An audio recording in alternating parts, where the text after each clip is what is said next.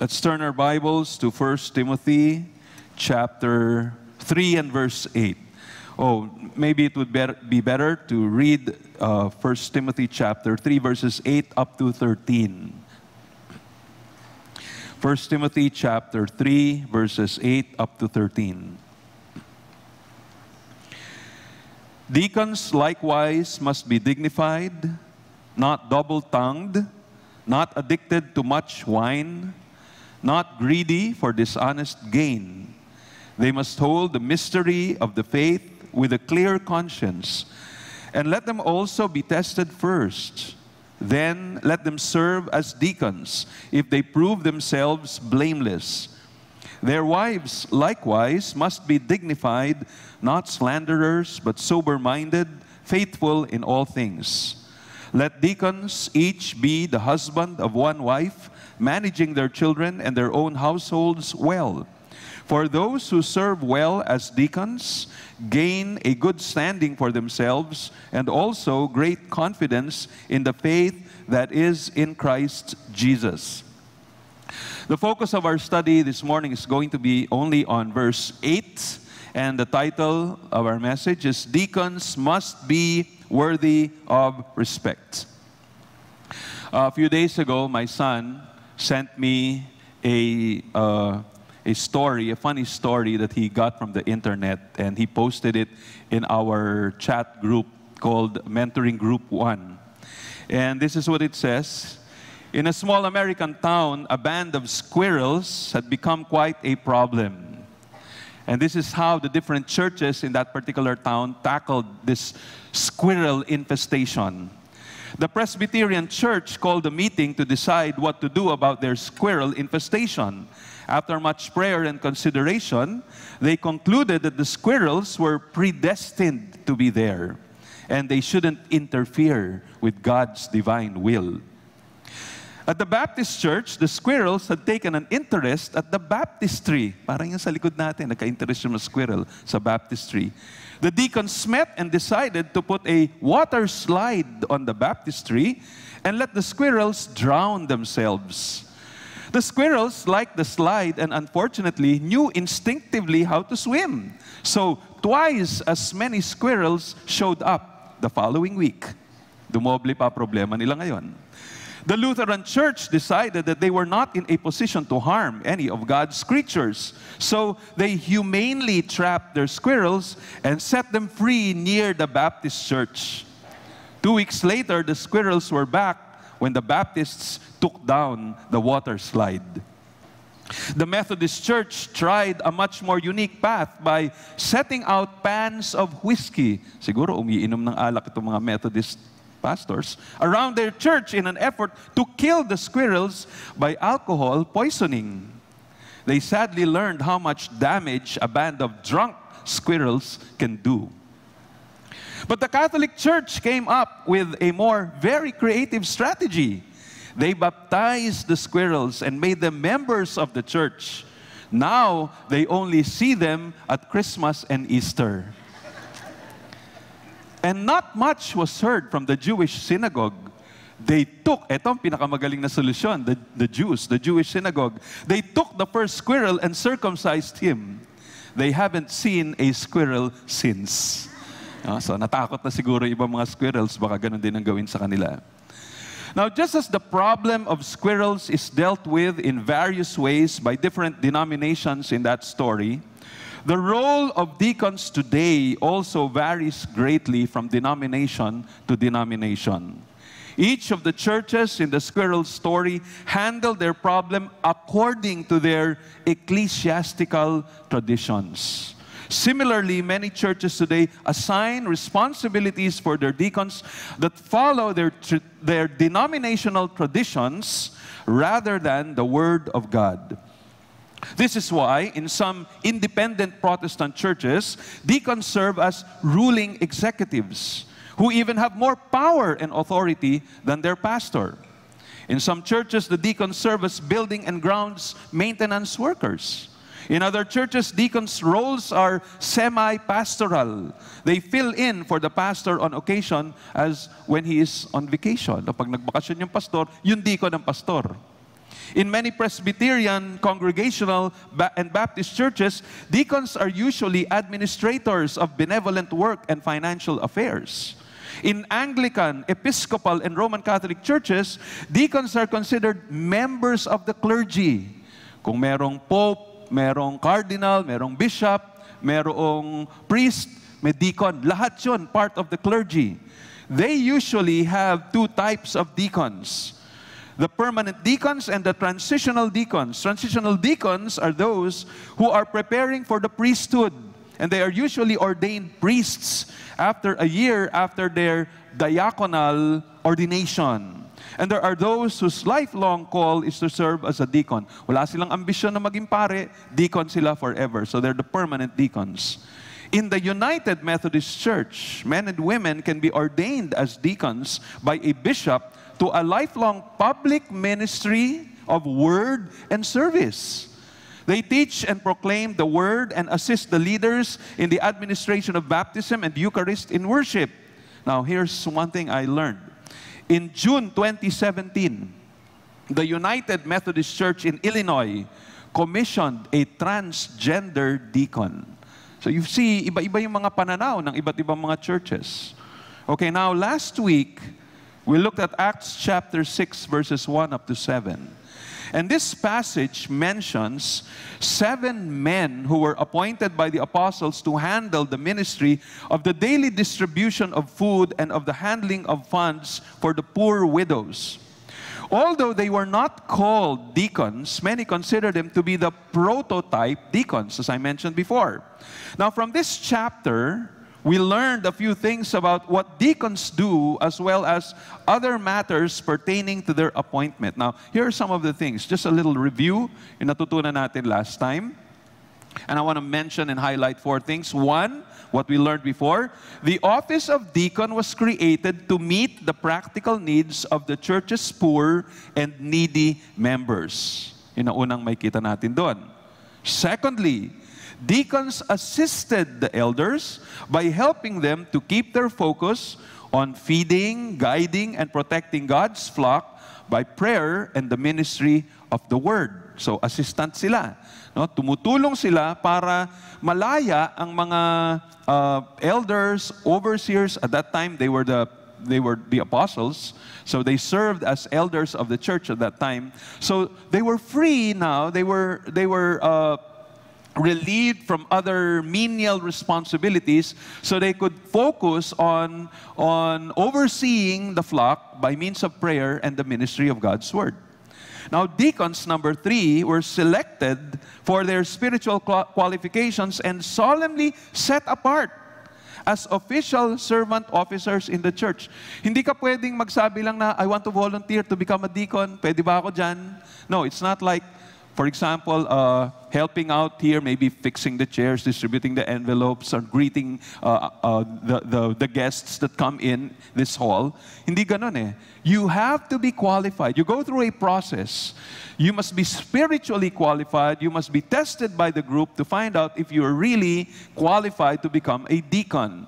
And then you are set apart. Hands are laid over you. You're prayed for. In a sense, you are ordained to become a deacon in some sense, or at least in that particular time. And then finally, one more thing, what we've learned last time is, as added benefit, the presence of deacons preserved the unity of the church and advanced the cause of evangelism. Yan ang dagdag na benefit, no? Pag maayos yung mga deacons, nagkakasundo, yung mga warring parties, yung mga nagkakagulo, mga nag-aaway siguro na iba't ibang mga grupo, at yung mga kapatiran, nakafocus na sila dun sa dapat nilang ginagawa as a church, to evangelize, to disciple, etc. Because if you have problems in the church, at lalo na pag ang pinag-uusapan ay nag-aawayan, di ba? Nakakalimutan mo na mag-share ng gospel sa iba. You're just focused on your internal problems and you just continue to fight. Now, to be honest with you, there are many questions about deacons that are not answered in Scripture. As I mentioned last time, marami na pinag-uusapan tungkol sa overseers or elders. Pero deacons, hindi masyado. In fact, when you talk about any explicit teaching regarding what deacons do, you don't have a clear teaching regarding that. You may discern somewhere from here or from there that maybe this is what deacons do, but it's not very explicitly stated. Hindi klarong-klarong nakalagay. So there are many questions regarding deacons. But we need to remember whatever responsibilities a church will be giving, or the elders will be giving to deacons, it must not go beyond the limits of Scripture. Definitely, deacons cannot be equal with the overseers, nor greater than them, which I said is one of the problems that we find in some churches today. They make the deacons to be more powerful than the overseers or the elders. Deacons could even kick out their pastor if they want to do so. Let me read to you what one Bible teacher said, and this is found in our church manual. In many churches, deacons misunderstand their role. They think that they comprise a second group of elders, of overseer elders, or that they are to provide checks and balances for the shepherds. If deacons control the finances, often they think they control the church. This should not be. Deacons are subordinate to overseers, and we must also understand that shepherds can perform all functions of deacons, but deacons cannot perform all the functions of shepherds. Unlike deacons, shepherds are responsible for the overall leadership, supervision, and teaching of the congregation. And this includes handling and overseeing the church's funds. Did you hear that? No? Yes, we're talking about deacons should be given the responsibility of managing the funds of the church so that the elders are free to focus on prayer and on the ministry of God's Word. But do not forget that the elders still have the general oversight of every work in the church. Now, why do I emphasize that with regards to even overseeing church funds? Because according to Acts 11, verses 29 and 30, and this passage comes several chapters after Acts chapter 6. But look at what's happening here. According to Acts 11, 29 and 20, up to 30, so the disciples determined, everyone according to his ability, to send relief to the brothers living in Judea. And they did so, sending it to whom?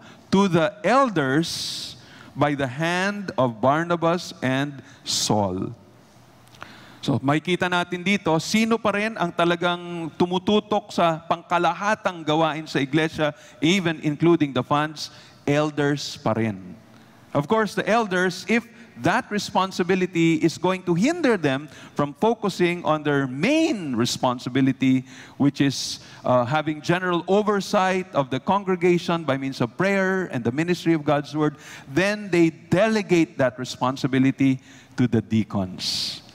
And so, just finishing off in what that particular person said, according to our manual, in the sense that shepherds oversee the entire church, they also oversee the deacons. Therefore, deacons are not independent of the leadership oversight of the shepherds. Hindi pwedeng sabihin ng deacons na, kaming binigyan ng assignment dito sa funds. Kayong mga elders, wala kayong pakialam dito. Kami lang ang bahala dito kung ano magiging desisyon namin. No. The general oversight still belongs to the elders. Okay, now let me read to you the description of deacons in our SDG Church Manual on page 162. Now, I'm doing this because sometimes we forget that the manual that we produced is an important document. And many of the things that we see here are a summary of our studies of Scripture.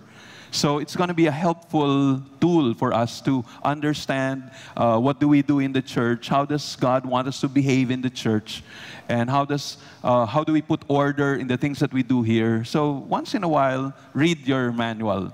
So there's a large section there that talks about deacons. Now on page 162, regarding the description of deacons, here is what we read. Deacons shall serve under the direction of the eldership. They are considered as second-level leadership in the church. They shall assist or implement the decisions of the board of elders.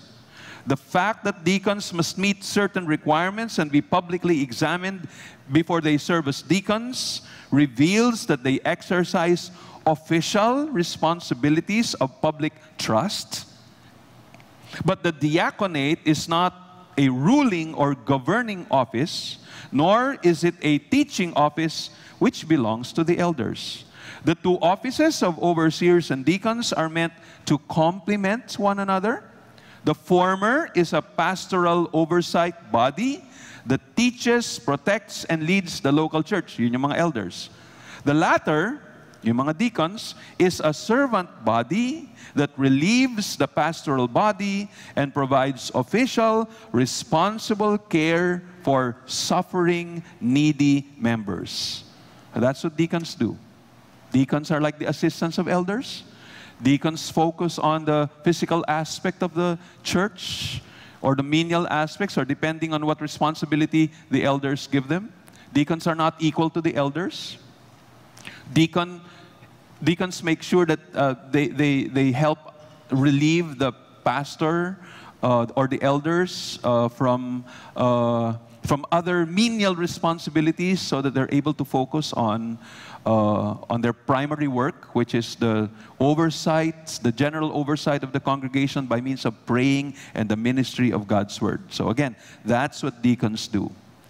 Now, last week, I mentioned that our study of Acts 6 was only a preparation for today's study, which will focus on the qualifications of deacons found in 1 Timothy chapter 3, verses 8 to 10. So preparation lang yan. Kasi you don't see the work of deacons here in chapter 3, verses 8 up to 13. The focus of this section is the qualifications of deacons, not their function. You kind of get a hint because of some qualifications here of what they do. But as I said, this is not explicitly stated here.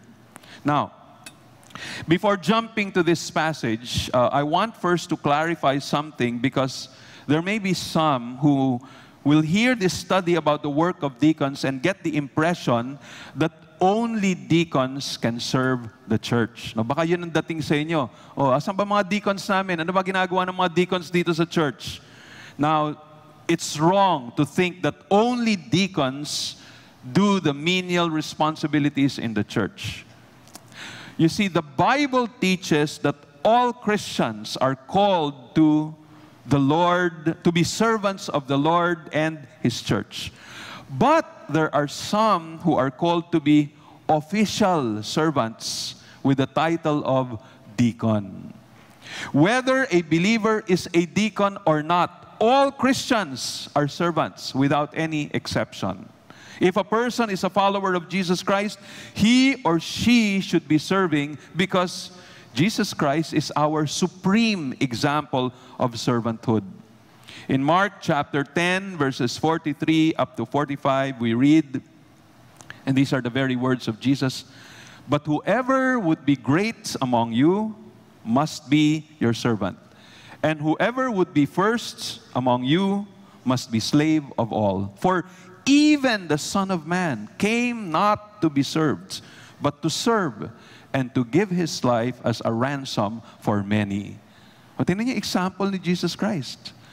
Kaya sinasabi niya rito, gusto mo bang number one? Gusto mo maging number one? Don't try to be there on top of this ladder, but try to be at the bottom, serving everybody else. That's how you become number one. The prime example is Jesus. Later, in the upper room in Jerusalem, on the night He was betrayed, Jesus said, this is in Luke chapter 22 and verse 27, "For who is greater, one who reclines at table or one who serves? Is it not the one who reclines at table? But I am among you as the one who serves." What is Jesus trying to say here? He's trying to say, in the world, what is the perspective of the world? Who's the head? Who's the master? Who's the leader? The one who's seated at the table being served, or the servants who give food to their master? From the world's perspective, Of course, it's the one who sits at table and is being served. That's the number one. That's the master. But Jesus Christ said, look at me. I'm the Lord of Lords. I'm the King of Kings. I'm the master of all. And yet, what am I doing? I am the one who is serving you. And Jesus demonstrated what he meant by performing the servant's task of washing the disciples' feet. Those smelly and dirty feet of the disciples. Now, you must not forget, the streets of Jerusalem and Palestine at that time were not like paved roads as we have right now. Tulad sa harap ng ating building, sementado yun. No, at that time, maybe rocks, and most of the time, they were just, they were very dusty roads, and so dust would get to your feet, and they're dirty. Sometimes you smell on things that you don't want to step on.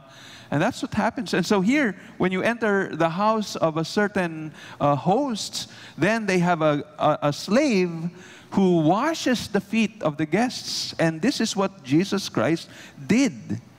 Jesus showed his disciples that if they were to be his followers, they should also do what he did, humbly serving others. In John 13, verses 14 to 17, Jesus states, if I then, your leader and teacher, have washed your feet, you also ought to wash one another's feet. For I have given you an example that you should do just as I have done to you. Truly, truly, I say to you, a servant is not greater than his master, nor is a messenger greater than the one who sent him. If you know these things, blessed are you if you do them. We know them now. Are we blessed? Not yet, until we do them. Maybe a good example of this is this. What are you? Are you a doctor? Are you a lawyer? Are you a principal in a school? Are you an administrator? Do you have a high position in government? When you're part of the church, when you're part of the family of God, forget about your high position and remember you are a servant. Even if you are the mayor of Davao City and you become a member of any local church that is a true church, you have to be willing to do the work of a servant. Even if you're mayor or even if you're a judge of the city, you must be willing to, mop the floor, sweep someplace, or wash the dishes. If you're called upon to do so, or maybe if we need some additional helping hand, you must be willing to do it. And you should not say, oh, that's too menial, that's too low for me. You know my position in the office, everyone's serving me. This is what Jesus Christ said. If our Lord Jesus Christ humbly served his disciples, even stooping down to the work of the lowest slave, we must be willing to do it if we call ourselves his followers or his disciples. And so, everyone who has this relationship with Jesus Christ will be like Christ, acting like servants. That is part of being a Christian. No exceptions. Okay, now, having said that, all Christians are servants, we must also realize that some Christians are called to serve in an official capacity. Meron din mga tinawag na ganon. As the New Testament church developed, these official servants came to be known as deacons. And as we have seen in Acts 6, 7 godly men were appointed by the apostles in an official capacity to serve the poor and the needy in the church. Later, when Paul wrote to the Philippian church, he addressed his letter to overseers and deacons. Philippians chapter 1, verse 1. In 1 Timothy chapter 3, Paul also mentions 2 offices in his instructions to Timothy. And the deacons, if you put together these passages, you sense that the deacons were the assistants of the overseers and they were the official servants of the church. So don't forget that. Now that's what we see. And you know, this is just a guess. Because of the position of deacons, they should also be given recognition, and the congregation needs to submit to them as well. I say that because according to 1 Corinthians chapter 16, verses 15 and 16 and verse 18, let me read to you this passage. Paul writes, "Now I urge you, brothers, you know that the household of Stephanas were the first converts in Achaia, and that they have devoted themselves to the service of the saints. Be subject to such as these, and to every fellow worker and laborer." Now, this could mean, of course, they became leaders eventually in the church, but this could also mean they're just servants. They're serving the church. And Paul says, these people have devoted themselves to the service of the saints. And he says, subject yourselves to such as these, and to every fellow worker and laborer. And then verse 18, he says, give recognition to such people. Maybe that points us to the fact that there were some servants who were raised to such a level that they became official servants of the church. Second, in terms of position, to the elders. And so the congregation needs to submit to them. Okay, so those are some of the general things we learn regarding deacons, what they do and some other things. Now, we're ready to turn to 1 Timothy chapter 3, verses 8 up to 13. We'll go now to this particular passage where we left off. We left off from that portion regarding qualifications of overseers. 1 Timothy chapter 3, verses 1 up to 7. We took several months to tackle that particular paragraph or section. And now we turn to this portion here in verses 8 up to 13. So the previous section was referring to the qualifications of elders. And now verses 8 up to 13 of chapter 3 of 1 Timothy refers to the qualifications of deacons. And I will be focusing this morning only on verse 8 because I have a lot of things to share with you. And to be honest with you, I'll be sharing with you insights that are taken mostly from the book of Alexander Strauch entitled Paul's Vision for Deacons. And I believe there are many things here that we could really learn from. As I was reading it, I've learned much from it, and I want to use this as our church's resource material for the training of prospective deacons in our church. And I also want to recommend it to other churches. If they have their own deacons already and they want to retrain them, or they have prospective deacons, this is a very good book to read and to study. Okay, so I just want to say that so that you won't be surprised if I be reading large amounts of material coming from this book. As I said, I want this to be a resource material for our church. And because now we're going through a detailed study of this section, I might as well present these things to you.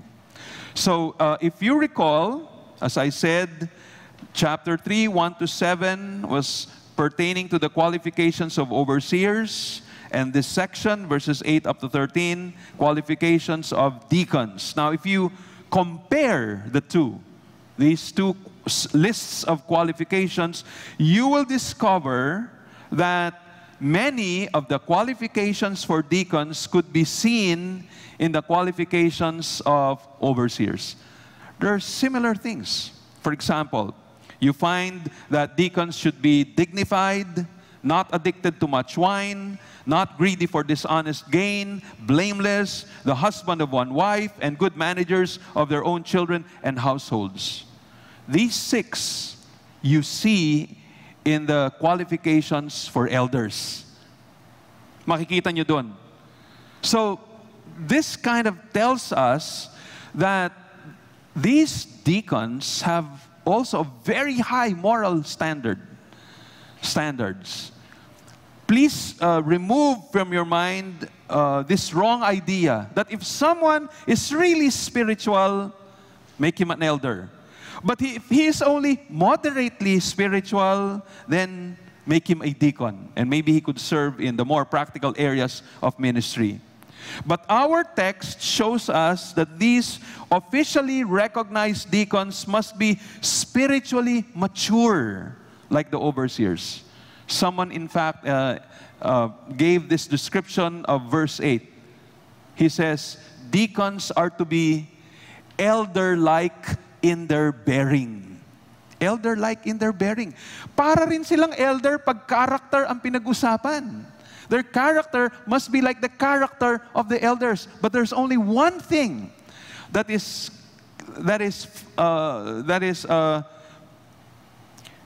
significantly absent from this list. And what is it?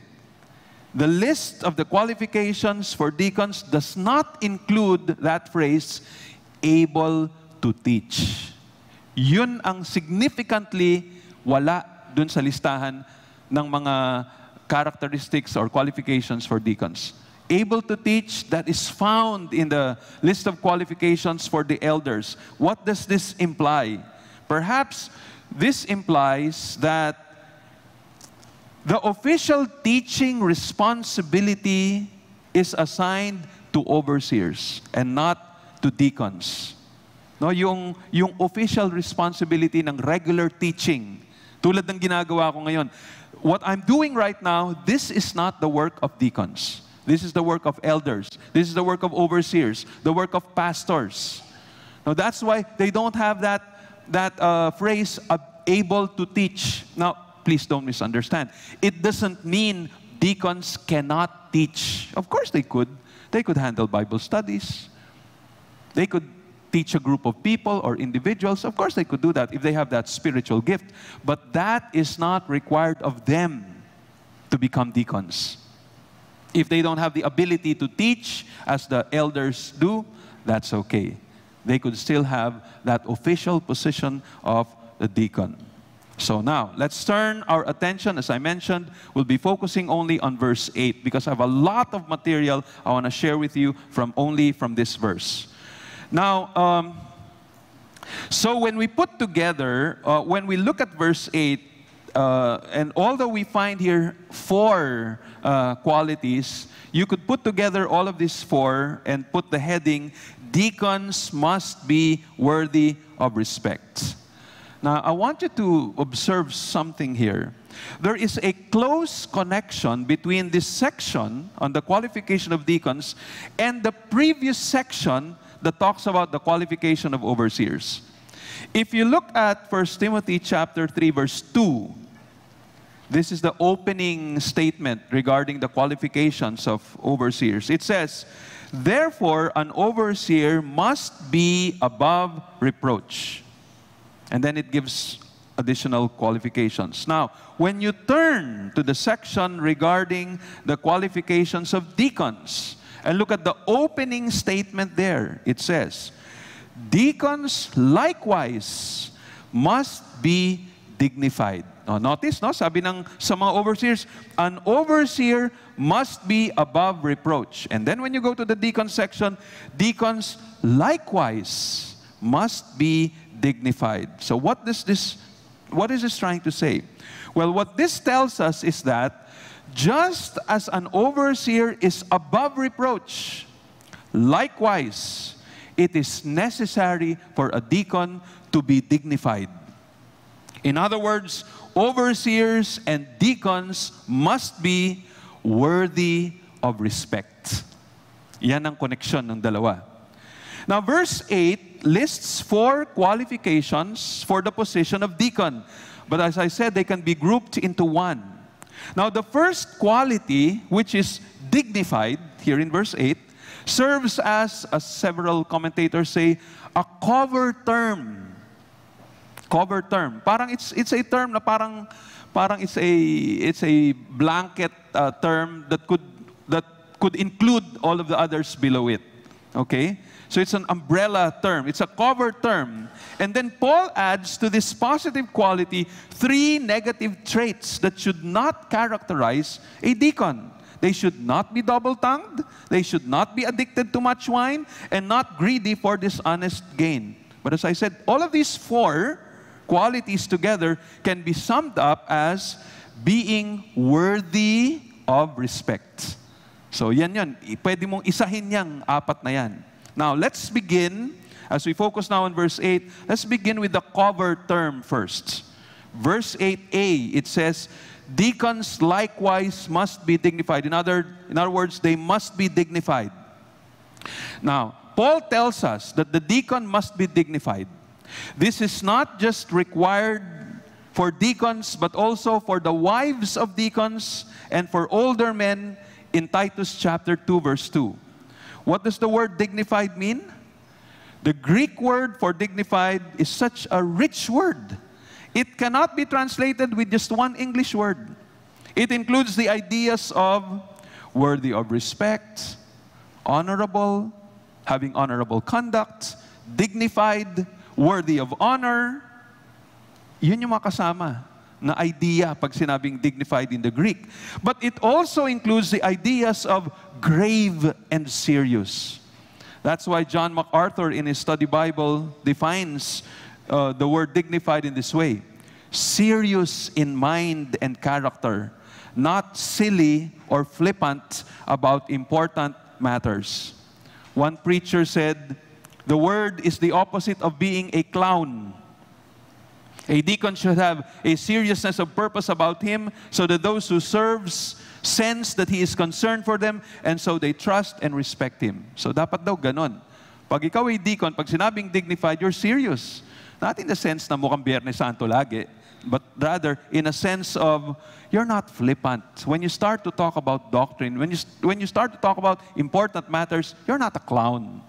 You don't make fun of everything else. Some people, even when they're talking about serious matters, I remember one time I was listening to this preacher from Davao. He was invited to speak at a very large, at a mega church in Manila, and his preaching was recorded. And his text was Romans chapter 1:18. He was talking about the wrath of God.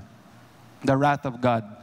And all throughout that message, people were laughing. It's incredible. I can't believe it.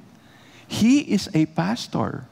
And he is supposed to be dignified. When you're talking about subject matters like the wrath of God from Romans chapter 1, verse 18, that's the last place where you could laugh about and make jokes, crack jokes. No. And so when you say dignified, there's a sense of seriousness. Especially when you're talking of God's purposes or when you're talking about God's word. Now, let me read to you what Alexander Strauch says in his book. This is going to be a little lengthy. I hope you'll bear with me, but as I said, this is going to be really helpful for us.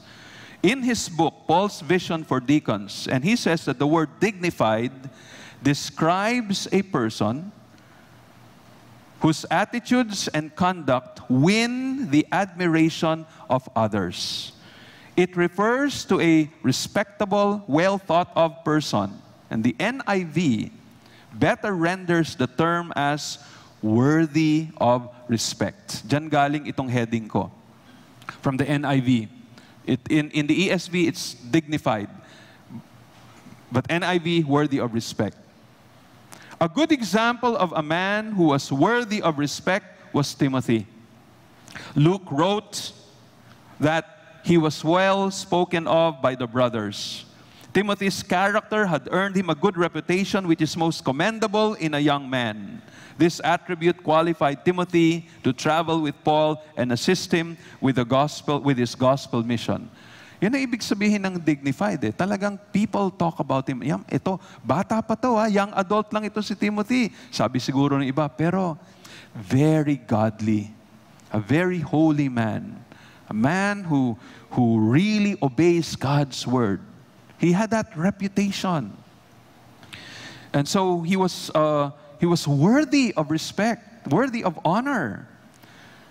Now, Strauch adds, as highly visible officials in the church, deacons are expected to be role models of Christian character and living. Candidates for this office must demonstrate a respectable lifestyle so that upon public examination by the church and its leaders, they are found to be blameless in character. Dapat ganun ang mangyari. Pag tinest sila, masasabi, blameless yan. Wala kang maipipintas dyan. When the 12 apostles spelled out requirement for the selection of table serving 7 of Acts 6, they required that those selected be of good repute. Hindi ba sa Acts 6, nung nagkakaproblema sila in the distribution of funds and food, sabi ng mga apostles, choose 7 from among you who are of good repute. Of good repute, according to Strauch, means it describes a person known and well regarded by the congregation, a person who can be trusted to care for dependent widows and properly manage charitable donations. Like the 12 apostles, Paul was concerned about the public reputation of those who hold office in the church. As those who assist and represent the elders in the work, the deacons must be worthy of respect. Now, I like the following words that he says. It really struck me. Sabi niya, immediately following the requirement of public respectability, Paul points out 3 common vices: untruthful speech, abuse of alcohol, and financial greed. These sinful behaviors are particularly troublesome because of their potential to create disrespect among both Christians and non-Christians. Totoo yun. Etong 3 bagay na ito, na mga negative, ito talagang nakakasira ng respeto sa mga leaders na nasa iglesia. Whether, hindi lang nga sa iglesia, pati sa mga unbelievers. Pag nandito itong 3, you are untruthful in your speech, you abuse alcohol, you are greedy. You don't have to be a church member to feel abhorrence towards those negative qualities. Even the world hates it.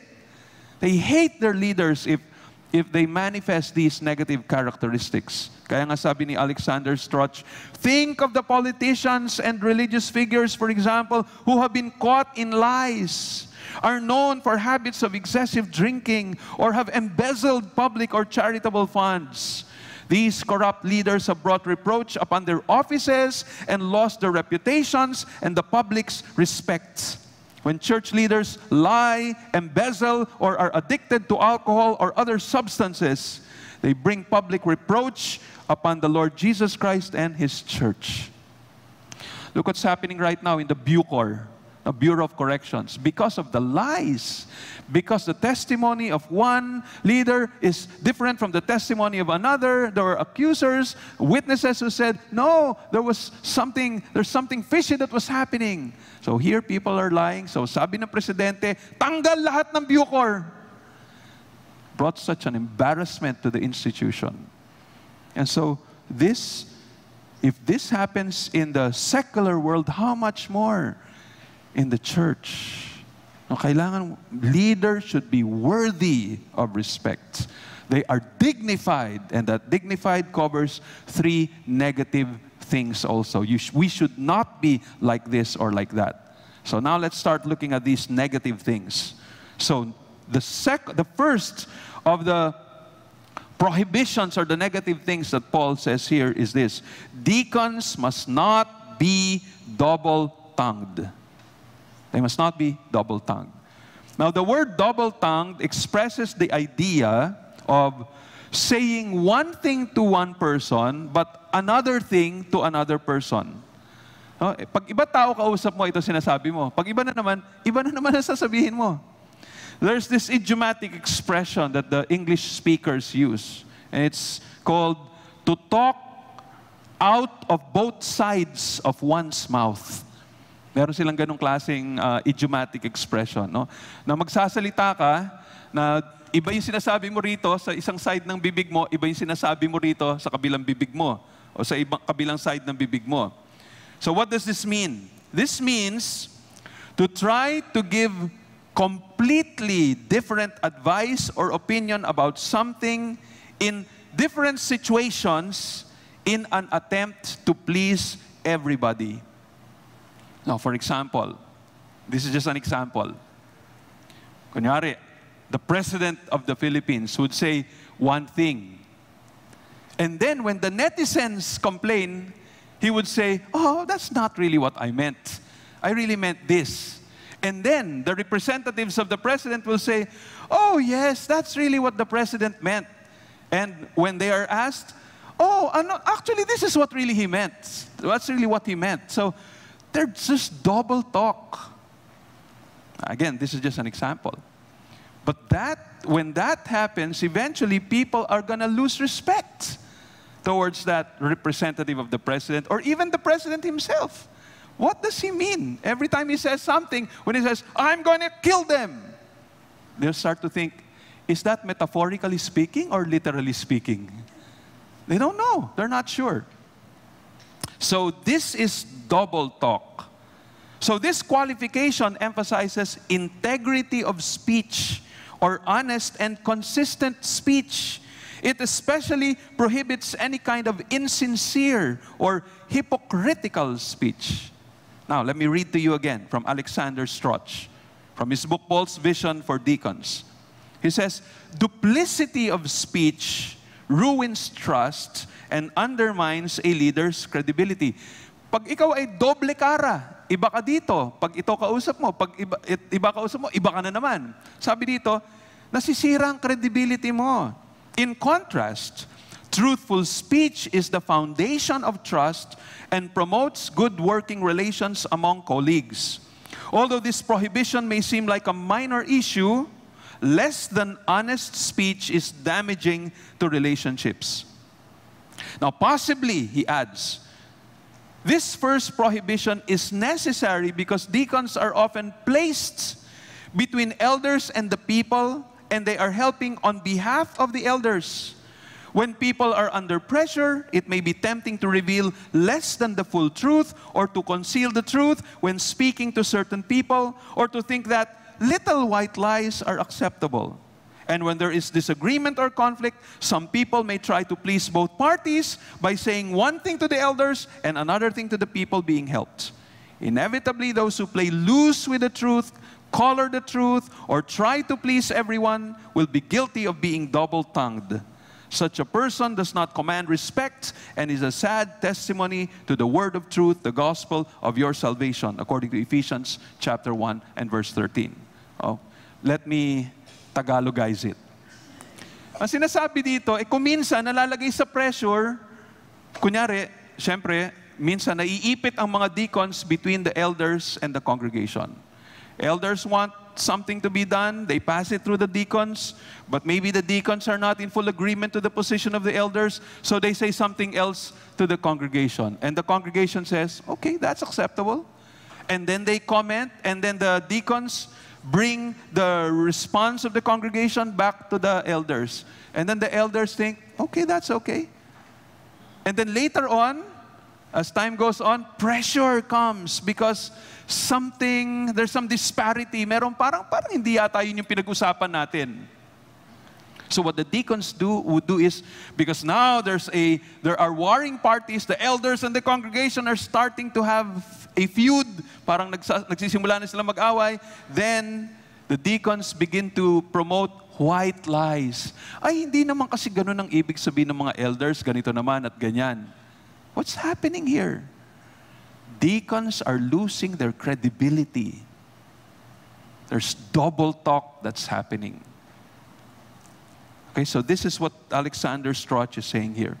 As officials and examples of Christ-like character, deacons must be known for integrity of speech.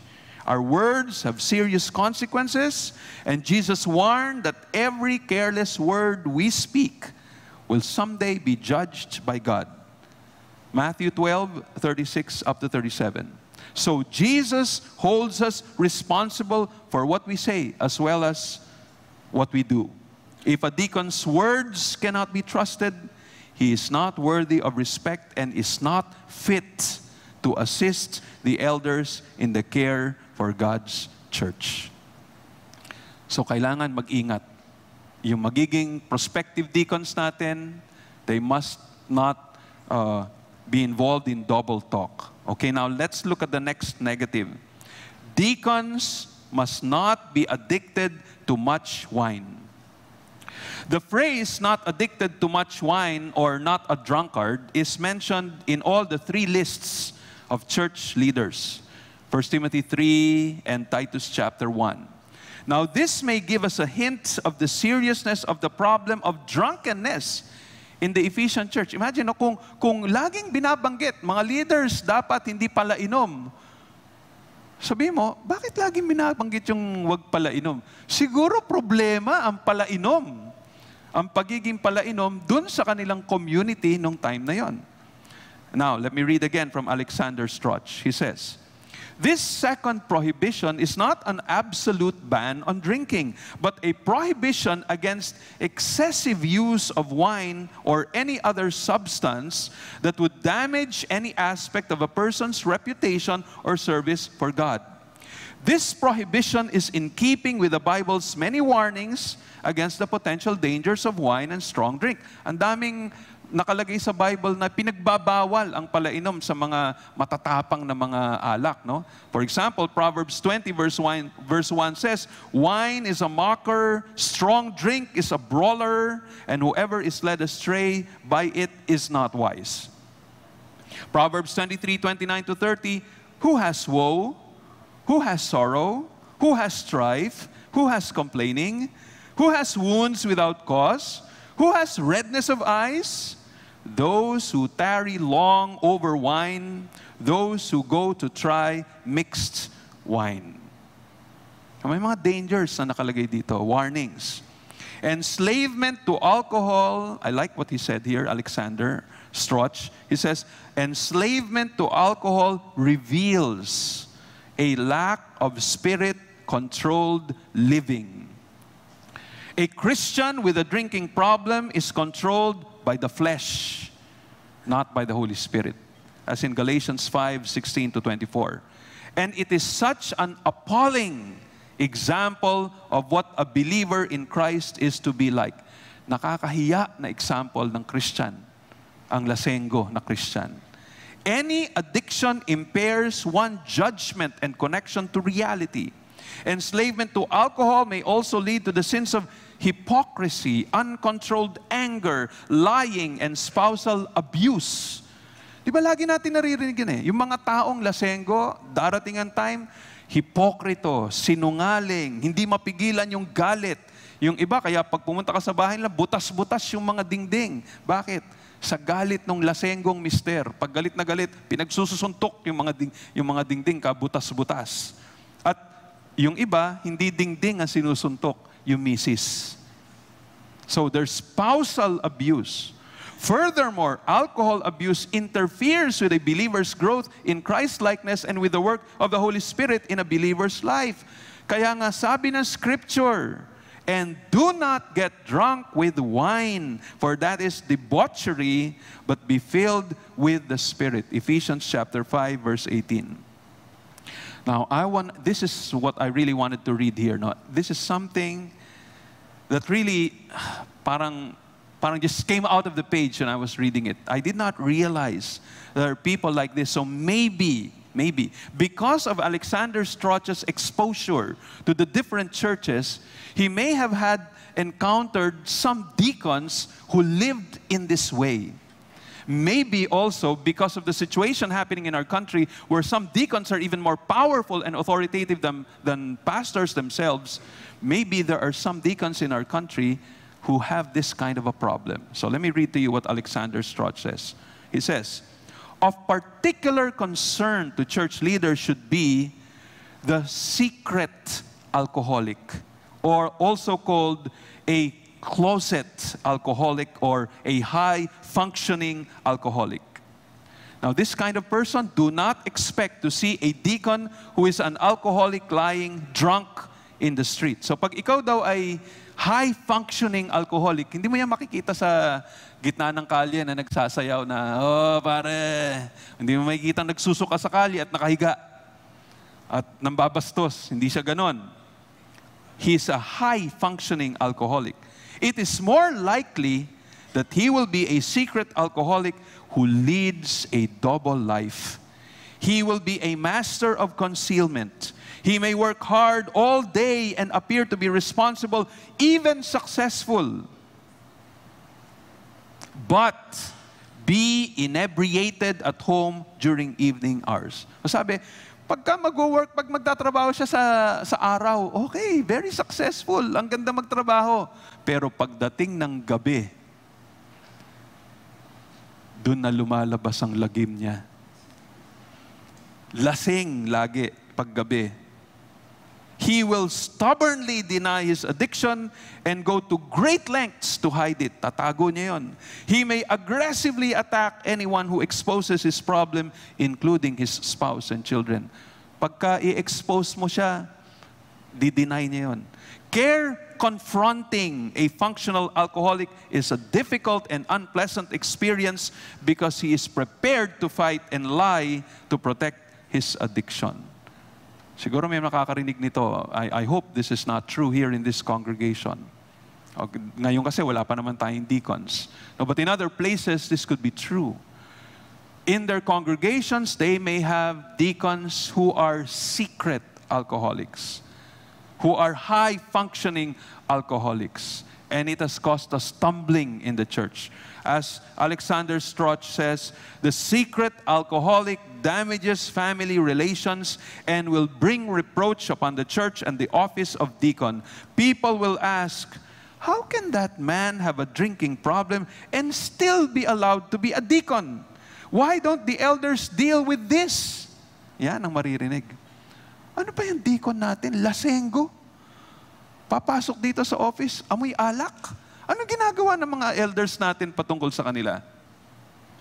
In God's family, a person enslaved to alcohol is not worthy of respect and is not qualified for church office. I would say amen to those words of Alexander Strauch. Now let's go to the third negative. Deacons must not be greedy for dishonest gain. Not greedy for dishonest gain. Now, this third prohibition suggests that deacons may have some contact with church funds and possibly the disbursement of money and gifts to the needy and the poor. Now, siguro may contact sila doon. This requirement, combined with the fact that Paul's opponents are teaching for the sake of becoming rich, shows how serious this problem was among religious leaders. Nakaka-strike yan, no? Kaya si Paul, binanggit niya itong requirement na to, ay posible ito ang malaking problema sa mga religious leaders. Religious leaders, pero mahal nila yung pera, greedy sila for money.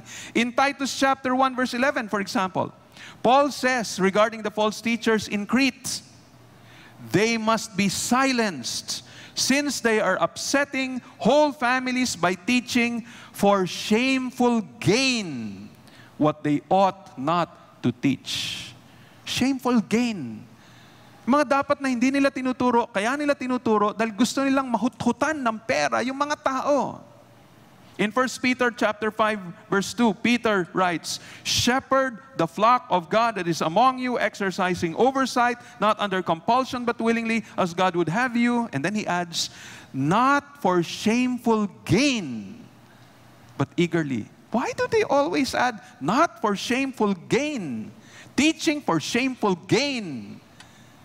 Because that is what these religious teachers and leaders are doing. This is the strong temptation for them. And so Paul was very sensitive regarding this matter, and he does not want to be identified with these religious leaders, and he does not want any accusation to prosper in connection with this. That's why we read in Acts chapter 20, verses 33 up to 35, when he was talking to the elders from Ephesus, he told them, "I coveted no one's silver or gold or apparel. You yourselves know that these hands ministered to my necessities and to those who were with me.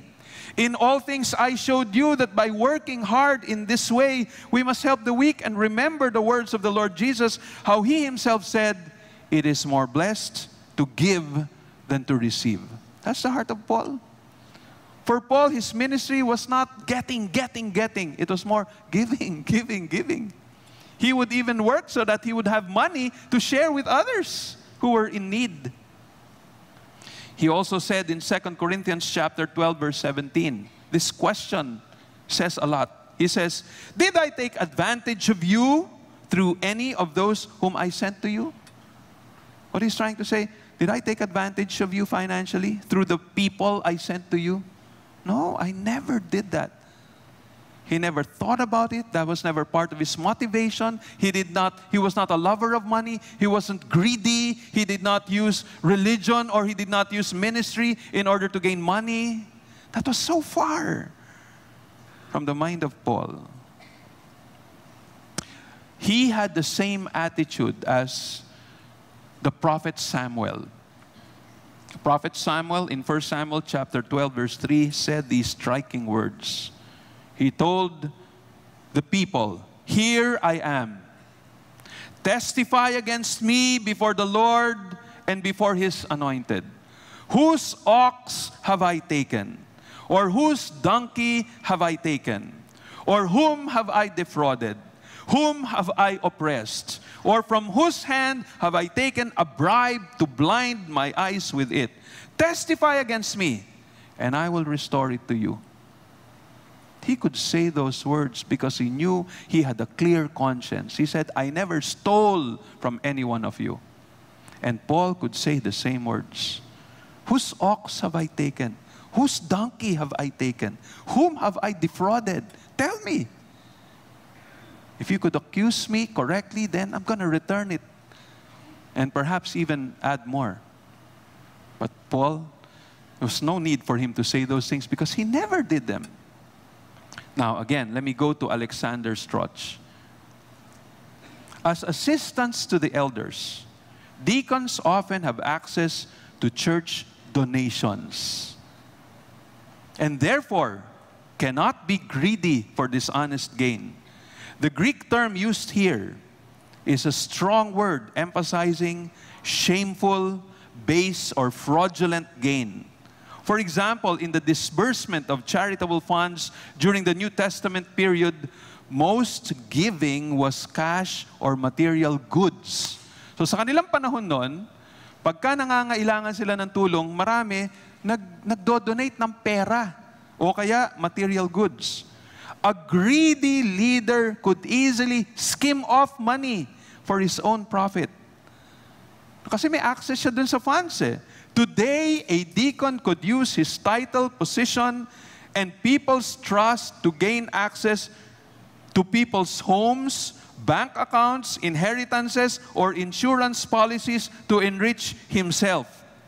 You know, when I read this, I never imagined that. Maybe, again, as I said, this could be a problem in the U.S. Maybe deacons had access even to the bank accounts of the widows, of the elderlies.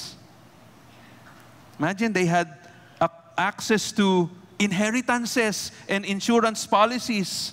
So he could use those things to enrich himself. So, for the protection of the church and its people, a deacon cannot be greedy for dishonest gain. For some, Alexander Strauch says, money can be more powerful of a temptation than sex or alcohol. So we cannot be naive about the temptations church leaders face. Stealing church donations or misappropriating church funds is a widespread problem. Widespread, imagine. Problema yan. Now, think about this. Even among the 12 apostles, there was a thief. Judas acted as if he cared about the poor. But the Apostle John explains his true motive. John 12:6 says, he said this not because he cared about the poor, but because he was a thief, and having charge of the money bag, he used to help himself to what was put into it.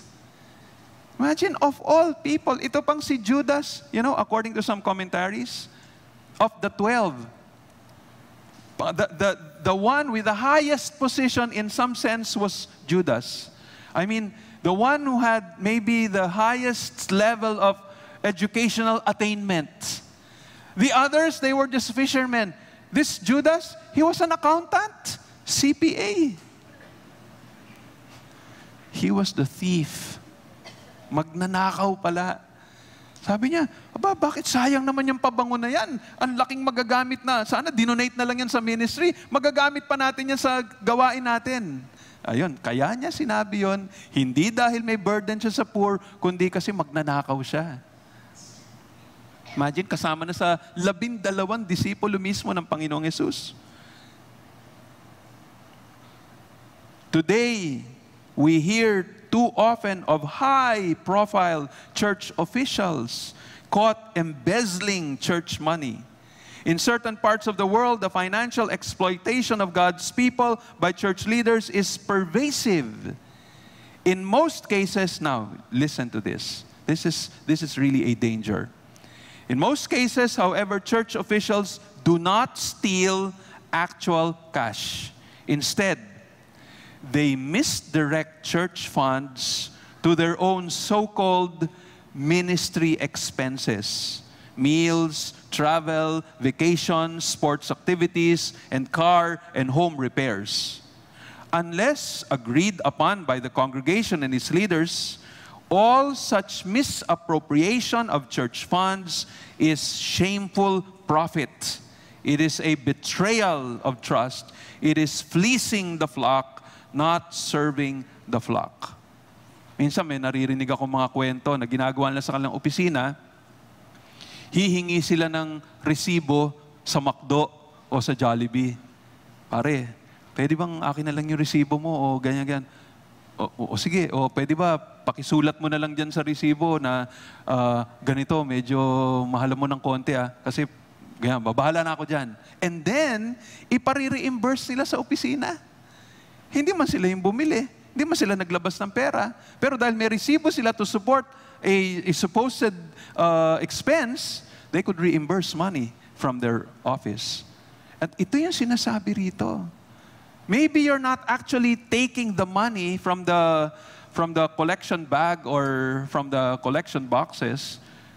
But if you're a leader, because you have access to the funds, maybe you could redirect the funds in order to look as if you're not stealing. But still, that is greed. People who do these kinds of shady financial dealings are often devoid of a pure conscience. They are self-deceived and full of self-justification. They resist having their financial decision practices questioned by others. They steal without remorse. They are morally corrupt. Having plurality of deacons and elders helps to provide built-in accountability in the administration of church funds. Believers are not usually going to give to the church if they do not trust the integrity of their leaders. In order to provide genuine accountability and transparency, there must always be more than one person collecting and distributing church funds. For this reason, when Paul was collecting and delivering the offerings from the Gentile churches for the poor believers in Jerusalem, he emphatically made the point that he and others with him carried and administered the offering in a way honorable before both God and people. Paul did not collect and deliver the offering alone. 2 Corinthians chapter 8 verses 20 and 21 says, "We take this course so that no one should blame us about this generous gift that is being administered by us. For we aim at what is honorable, not only in the Lord's sight, but also in the sight of man." These are wonderful words. This is what it means to be worthy of honor. Deacons likewise must be dignified, not double-tongued, not addicted to much wine, not greedy for dishonest gain. Now, may God really help us to be able to follow these words. I pray that the words that I've shared here will be recorded well and would reach so many of the churches in our country, because I am sure there are churches who have deacons who have problems because they have not followed the counsel of the Apostle Paul found here in 1 Timothy chapter 3. Even here in verse 1, I have a feeling many deacons will fail. And churches need to be bold. They need to be courageous. They need to be humble. They need to come to the Lord and say, Lord, please help us to deal with this correctly. They need to admit their mistake. They need to be willing to have this whole setup of deacons to be changed. They need to say, we'll change this whole structure again, and let's do it in a biblical way. And let's pray that those who are already deacons, once they hear these words, they will be convicted if they are in error or in sin, and be willing to step down. And let's pray that the church will be willing to go through a revamp, go through a process wherein let's do it according to Scripture. Let's find out what are they supposed to do. They're not supposed to be equal to the overseers or the pastors. Deacons are not to be checks and balances for them. No, they are official servants of the church. Elders are supposed to be higher than them. So let's follow that. They're supposed to be assistants of the elders. They're supposed to help in bringing unity in the church and help promote the propagation of the gospel because of their work. That's what they should be doing. Well, let's pray that the church will be more serious in taking these things to heart and applying them. And let's pray for ourselves. That one day, when we start to take seriously this process of having deacons, we'll do it the biblical way. And as I said, this is the reason why we go through this in detail. Because in the near future, we will be going through a process of identifying the prospective deacons in our church. And we hope that in the near future, we'll have them in our midst, working together with your elders. Let's come before the Lord in prayer. Heavenly Father, thank you so much for your word. Please forgive us, O God, the churches. On behalf of the churches, we ask for your forgiveness, because many, many times, the way we do ministry only is following our ecclesiastical traditions, our denominational traditions, rather than following your word. We pray for our church, and we pray for all of the other churches, that we may all really recognize the final authority of your word, sola scriptura. Help us to really believe that these words come from you, and what you say here is the final authority. We have to submit all of our behavior and our beliefs to what your word says. Lord, many times, especially during these times, we have already come to a point where it's almost so difficult to make the necessary changes. But we pray for your Holy Spirit to grant us the spirit of humility and courage to do what we need to do in our churches, so that your name will be, the honor of your name will be restored in the churches. Father, we pray particularly for this issue of deacons. Help us, Lord, to have the right deacons in our church. Help those churches who have already deacons to really align themselves to what Scripture teaches. And if there is a need to change, help them to make the necessary changes. Thank you, O God.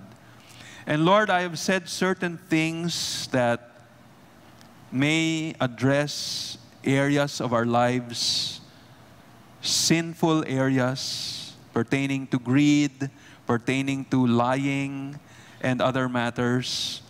Lord, thank you that you use your word to convict us. And if you're speaking to any person here today, we ask that you move so that that person will have a spirit of repentance, turn away from sin, come to you and confess his or her sins, and receive forgiveness. Thank you for your steadfast love. Thank you for your mercy.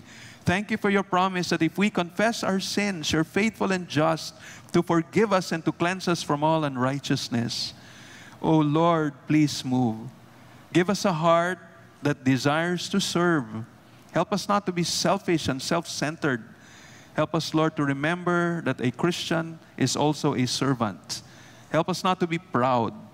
Help us, Lord, not to be lovers of money. Help us not to be double-tongued. Help us, O Lord, to walk according to these truths. These things that we've seen here are models of what it means to be godly. And so this means this is for the rest of the body of Jesus Christ, not just for elders or deacons. And so, Lord, please help us to honor and glorify you in our lives. Thank you, Lord. This is our prayer in Christ's most precious name. Amen and amen. Let's all stand up.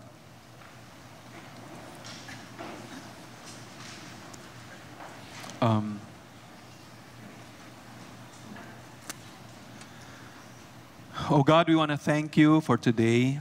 Thank you again for your word. Lord, we have this opportunity again to give to your work. Thank you for providing for our needs during the past days. And now, Lord, we remember our responsibility, our obligation, especially those who are members of this church, the believers. Lord, help us to support your work and your workers generously. We pray that you may accept our offerings. And please give us wisdom so that our giving will be careful, it will be worshipful, it will be thought through, that we don't just give impulsively, but we give in a disciplined fashion. And we pray, dear God, that we will give cheerfully and we'll do it all for your honor and for your glory alone. And Father, accept these offerings, and especially those who have set aside a certain amount in order to support particularly the building, the construction of our building at Huna.